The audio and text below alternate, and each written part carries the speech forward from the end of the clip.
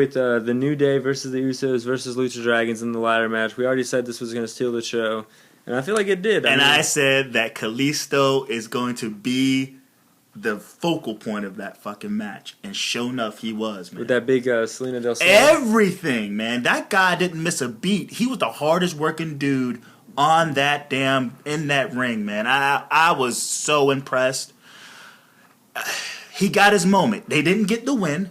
No, they didn't. No, but he got his moment, and I think that moment outshined the win itself. He was going for the moment, going up to get the titles, and then Xavier Woods realized that this match is no DQ, which had me cracking up. Yes, beams him with the trombone, falls down. And that was a stone cold beer chunk. Yeah, of a throw. It was hilarious. It was accurate as fuck. I sat back, I go like, damn, that was accurate. There's tons of great spots here. This definitely was the match of the night. I picked the New Day. He picked Lucha Dragons. New Day win. Kofi goes up and gets the belt. Holds up the unicorn on top of the ladder. Other spots to note, I liked how the Usos threw the ladder for Big E and the Lucha Dragons to catch, and then did the suicide dive. I like how Big E had to muscle both Lucha Dragons off the ladder, and Kalisto used that time to dive on, I think, Jey Uso. There's great spots here. I love this match. Yeah, the Salida del Sol and then the senton on top of the ladder. That I was like, I did a reaction to it, and it was just like, I lost my mind. I love the Lucha Dragons, man. I really love them. They're not getting the NXT treatment as the rest of the fucking NXT upcomers has been. I think they got something in Kalisto. Sin Cara is a great. I guess that's who was he before? He was Camacho, not Camacho. He was Primo, or no, not Primo. I think it was maybe Camacho or Epico. Epico. Yeah. No, it wasn't Epico. Epico. No, he was Mystasis. He was basically the other down in I thought you were talking about Mystico. Yeah, but he was also someone else in NXT and WC. Yeah, he was riding the fucking with Camacho. He was doing the whole. Yeah, but yeah, he was Mystico, but then someone took his name, Mystico, got real big, got signed to the WWE, got named Sin Cara, and then they hired the first Mystico. And then the second Mystico, the famous Mystico, had an attitude problem, so they fired him. They got him the fuck out of there. Yeah, so then the guy who took his gimmick got the chance to take his gimmick back in, the steps that he put forward. So a little poetic justice there, and now he's in this great tag team. And he's a Papa Bear. I think, he compliments. I can't say enough about the Lucha Dragons. Sure. And as much as I love the New Day too, they're overdoing it. And not only are they too exposed to me, their act is getting less funny. It's getting more weird, and I'm not a fan of it. And okay, they still get heat or whatever. People will always like to see brothers jigaboo it up. That's why they always stay over, in my opinion. And I just wish they cut back a little bit off of them. Was I glad they won the belt? Maybe. I think I just wanted the Lucha Dragons to win. I really did. Let's sell some masks, baby. Let's get some kids. There were some kids with the masks there. Let's sell more masks, dude. Let's sell more masks. Let's get this guy over. Especially the color scheme, just like Ray, you could just keep selling them. Kalisto versus Brock Lesnar, WrestleMania 33. Book it. And then we had a little bonus match, Rusev versus Ryback. It wasn't announced last time when we did the show. Fuck this match. But the whole thing was Lana acted like she was hurt. Ryback went to help her. Off the distraction, super kick. Rusev wins. They both celebrate. Accolade. Rusev, looking strong, beating Ryback real quick. I had Ryback losing. Yeah, I mean, we watched this show. I think we both didn't. We didn't have time to. It wasn't announced. Oh, okay. Sure. Well, anyway, I knew Ryback was going to get his ass handed to him because he doesn't win. He doesn't win. When the last time this small motherfucker won anything? He hasn't won anything. They're kind of burying him too. We'll get to it on when we talked about Raw. But every time Rusev's in the ring, I love Rusev, and I think Lana. It's a great dynamic to play off of Lana to put over his character. I think Rusev is great. And then we go on to Del Rio versus Swagger in a chairs match. Yeah. Anytime they can pile up the chairs, I get a nostalgia pop. But that was all this match was based around. They piled up the chairs on the outside and the inside, and then eventually... That was poorly executed. Yeah, Del Rio wins with the piling of the chairs, and then he jumps off, does that... The Border Buster. Yeah, the new spot there. That's what I call that, the Border Buster. I think the crowd was very disrespectful to this, for one. I mean, they didn't even get a chance to really... get off the fucking, what do they call it, the blocks. Before they could even really get off the blocks, they started chanting CM Punk, and it's just like, where were they in Boston? What do they expect? Where were they at? They were in Boston, yeah. What do they expect? Like Swagger gets brought up real high, brought down low, brought up a little bit, brought way down low, and then they're bringing it up again. Are we supposed to take this seriously? I mean, well, ADR is also part of the League of Nations. Sure. So this would be a glorified squash match, which is what it was. It kind of was. It really was, and you just couldn't get really behind Jack Swagger. There was no USA chance, no nothing, no baby face. Just easy shit. It was just, all right, let's get to the next match, and that's how they performed. And it's a shame. It's a real shame. I really like the next promo. It was from the old ECW guys. It reminded me of like the 80s WWF promos, which is weird. It's like the 90s ECW guys doing like an 80s WWF promos with like the four guys standing there. They all take turns saying things. Mm-hmm. And whenever they're not talking, they're like flexing and sweating and just like being ridiculous. Oh, that was on Raw. No. I know what you're talking about. You're talking about this vignette, but before this particular match on the pay-per-view, they did like an 80s thing. It was not like it wasn't multi-cam shot at all. It was just like the backdrop, the announcer going back and forth. Oh, okay. And then there was like Rhino was laughing, Devon was like sweating and laughing. Just like, I don't know if you watched like old like Warlord or like Hulk Hogan and Ultimate Warrior promos. They like even when they're not talking, they're just like completely full of themselves, which is what this reminded me of. And then we go into the Wyatts versus Team Extreme. So I thought it was just it. I don't know. There was a botch. There was definitely a botch that rubbed me the wrong way. Oh, the table breaking? Strowman going through a table. Yeah. His leg going through a table. I mean, you asked Big Show how his leg went through a table and he lost the Intercontinental belt to Cody Rhodes at WrestleMania, okay? You know, like, tell him how a leg going through a fucking table doesn't consist of an elimination. But just a quick on the spots, Strowman legs go through a table, not eliminated. We got a 3D through the table on Rowan, eliminates Rowan. We got Harper with a big kick to Rhino through a table, so Rhino's eliminated. Devon rock bottom by Bray through a table.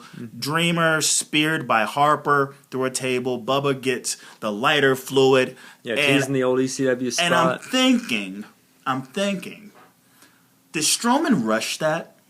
Did Strowman was Harper supposed to get the lighter before Strowman chokeslammed? I can see that because I don't see how they would tease it so much to then not do it. Yeah. And I definitely didn't see Bray or Bubba winning. So, yeah, he might have rushed it, but I mean... And he didn't even get enough time to play the babyface 1 against 3 even. I mean, I think at that end got real rushed. Oh, no, I think Bubba was supposed to be the one to take the table, lit on fire or not. But... I don't know. I just felt like that last minute I felt was just rushed.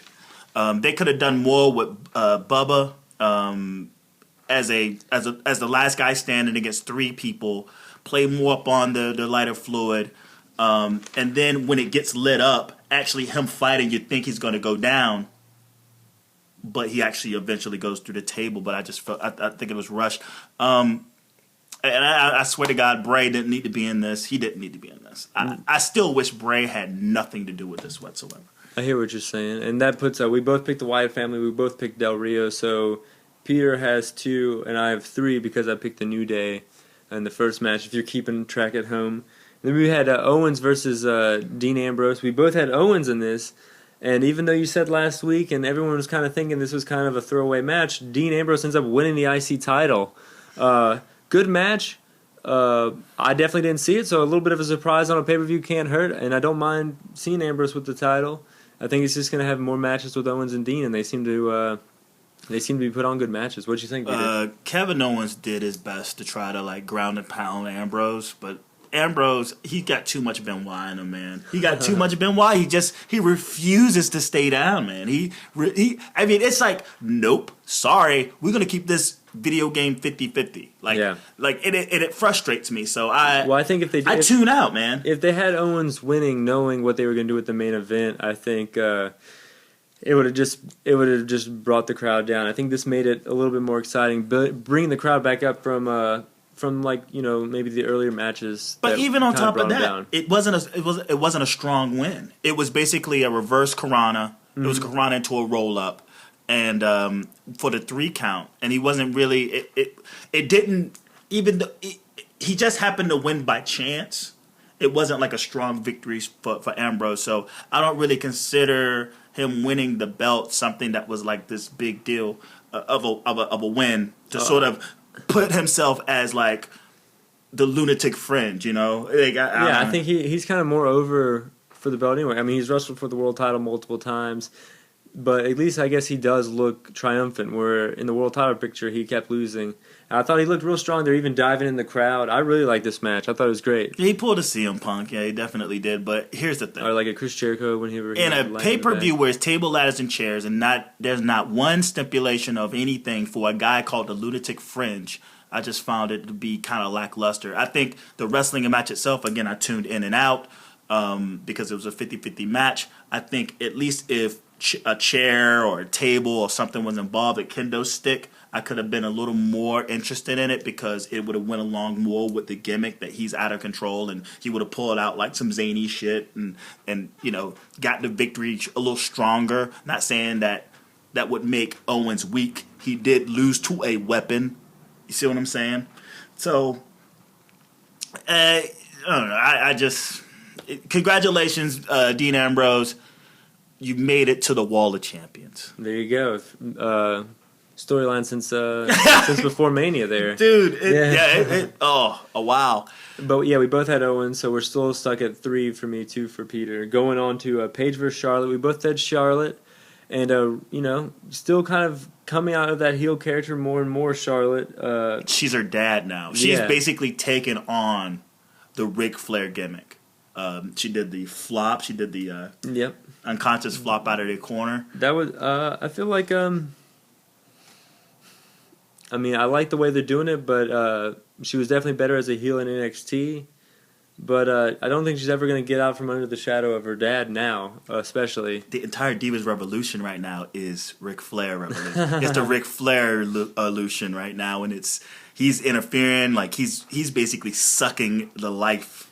I mean, it's maybe that's a bit much. Yeah, Ric Flair took the turnbuckle off a little bit there, and then Charlotte took the rest of it off, eventually throwing Paige into the exposed turnbuckle for the win. Who is who, man? Who is who? Because Paige is supposed to be the heel, man. Like it's like, who's the biggest asshole? That's what this match was all about. It looks like they were going that direction, but then it just seemed like people just wanted to cheer Paige, even though she was a heel, and everyone knows that Charlotte, from the NXT run, is better as a heel. So they kind of just like, I don't know, they're kind of stuck in these tweeners. They seem like they didn't know what to do until they started doing it. I really think that the Ric Flair documentary that's coming out for 30 for 30 is the reason they're doing this whole storyline. Is so if people watch that documentary, they go through the channels and they can be like, oh, look, now this is the lineage, and then they hopefully continue watching.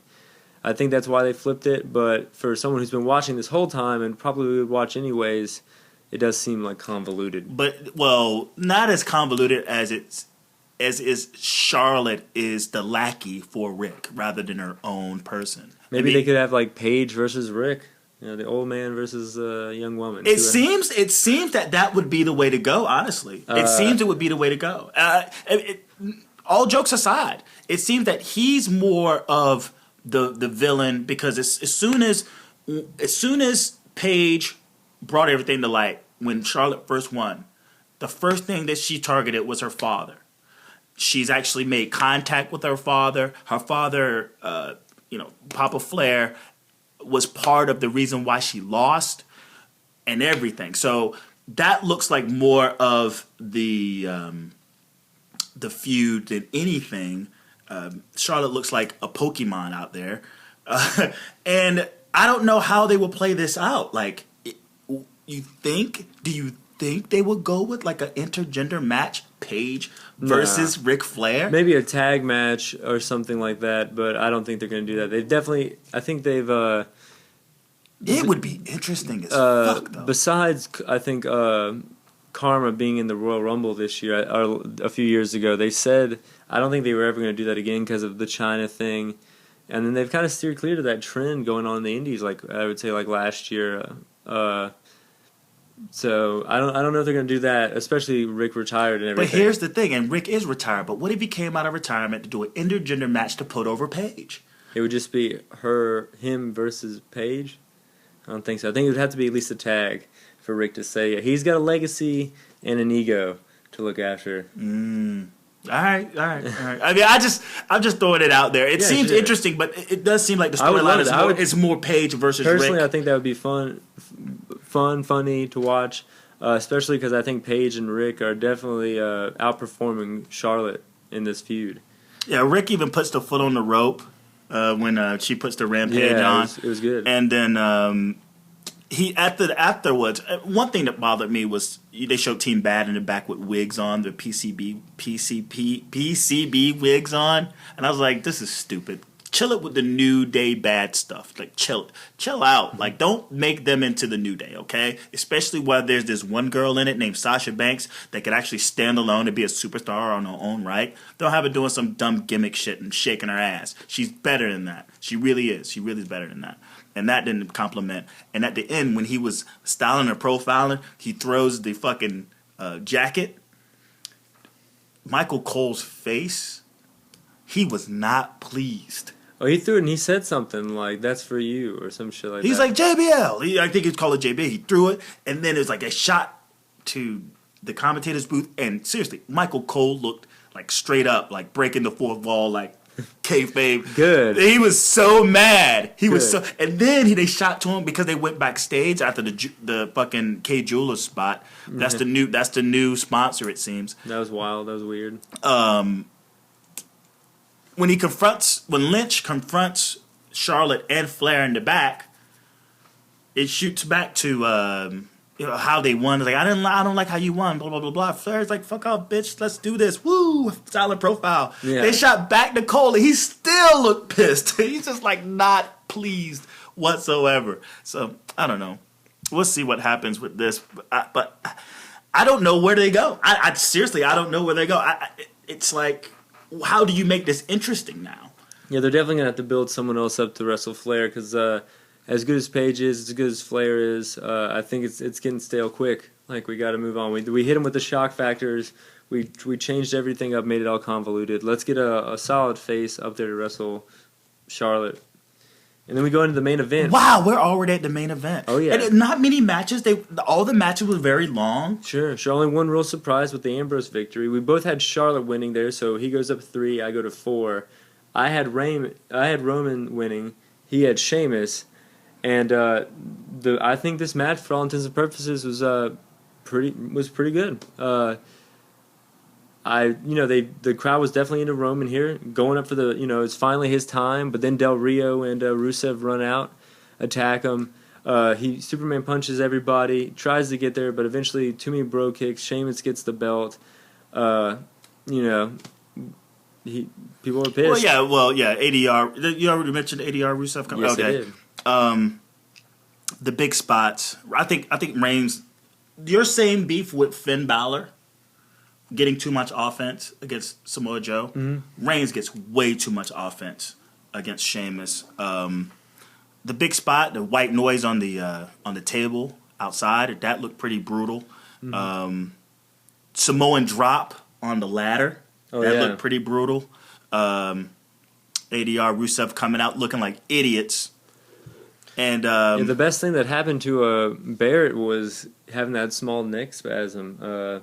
That's why he wasn't on the pay-per-view. That's why he wasn't on Raw. And I feel like they really made Rusev and Del Rio look like lackeys for Sheamus here for the first time. Lackeys? It made them like fucking idiots. Yeah, and chumps. Barrett, by hook or by crook, avoided that. So he's going to come back with a little bit, missing, that. So he might come out of the fold here. I'm really hoping for Barrett here. This is the biggest push he's had since Nexus, and I feel like he deserves it. I think he's a great worker. Oh, that he's better off not being in that little. Like, yeah, not in that spiel, so he doesn't get that. He doesn't get that lackey vibe, and plus he's in the, but as well as in the basically like the Kevin Owens. He was like he was like Kevin Owens version 2, like not being available. But I don't know, man. I mean, but then Sheamus wins the belt, right? Yeah. Well, since we know what happened on Raw, I guess it doesn't seem like that big of a deal now. Well, we'll get there. Yeah, for sure. So, fucking Roman Reigns, Sour Grape Reigns, loses his shit. He snaps. This was actually my favorite part because he's snapping, and all the refs come out, and he cannibalized Mike Chioda, referee Mike Chioda tries to go after Reigns at first, and then the best acting of the night, Triple H goes Chioda and like holds him back with one hand. It was cracked me up. I just hated how Reigns basically took out every piece of heel on the planet, like. The cannibalization of the entire heel roster to get over one guy, and it didn't even stop there. He ran through Triple H. Sour Grapes fucking Roman Reigns fucking, they're celebrating. They're the baby faces. They were in there like the baby faces. They're holding them up, and they're like, hey, we won. Because here's the thing. That was a good spot there where he speared all three of them. I hated it. Very much like the New Day in that ladder match. It's no disqualification. So he wasn't screwed out of this match. A tables, ladders, and chairs match, no DQ. So ADR and fucking Rusev running out there is all part of the rules.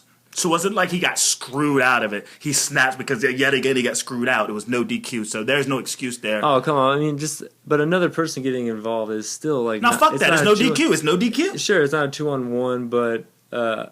It's not a 2-on-1. I mean, he did not get screwed in my eyes. No DQ. You should have got your fucking Roman Reigns. You should have got your Rainman out there. What do you think he should have gotten fired? So he fucking beat the living shit out of Triple H. Triple H does a fucking amazing selling. He does even more better selling than when Daniel Bryan beat his ass. You got Stephanie McMahon, who's like just screaming and pleading and pleading, and nobody's there to help Triple H. Even though he's the COO, nobody from the back wants a part of fucking Roman Reigns, it seems. Roman Reigns owns the WWE. He is the COO. He is the chair. They should call it World Wrestling Roman Reigns. Well, I mean, Triple H treats everyone like crap, so like you're not going to go out of your way to help someone like that. I mean... who does he treat like crap? All the wrestlers. He bosses them around, bullies them around, puts them in matches all the time. Stephanie does that, not Triple H. Actually, Triple H is almost like the silent dad. No, they all do. They both do that the whole time. They're putting everyone through everything. Dude. Triple H is coming off like the babyface here. He's being professional. And each time a handshake, all he wanted was him to be his man. That's all he wanted. He never forced anything on her. The only thing he did was say, hey, you either be my homie or get to the back of the line. Because technically, he should go to the back of the line because he was supposed to face Seth Rollins for the belt. Seth Rollins, he doesn't face Seth Rollins for the belt. Doesn't face him. So you know what? We have to bust this thing open. You have to start from fucking... from the beginning. But you know what? He had an option. Just be what's up and be my homie and everything be good, right? No, because it's kind of backhanded because he's been screwing him over for weeks on TV and things like that. I thought this did a great job. I mean, the crowd was going nuts for this, right? I think they're doing a good job. You think he screwed him over when he lost to Sheamus when he cashed in? You think Triple H was part of that screw over? Yeah, it definitely looked that way. And but Triple H didn't hit him. He didn't present himself as a threat at all. But the League of Nations and everything. It just seems like it does seem like that. Bully Reigns, man, he is Ralph Macchio of the Karate Kid. Everyone else is just doing their thing and living their life. Meanwhile, Bully Reigns, who's supposed to be the good guy, is making everyone's life a living hell. All right. That's the way I see it. Well, they were gonna try to fire him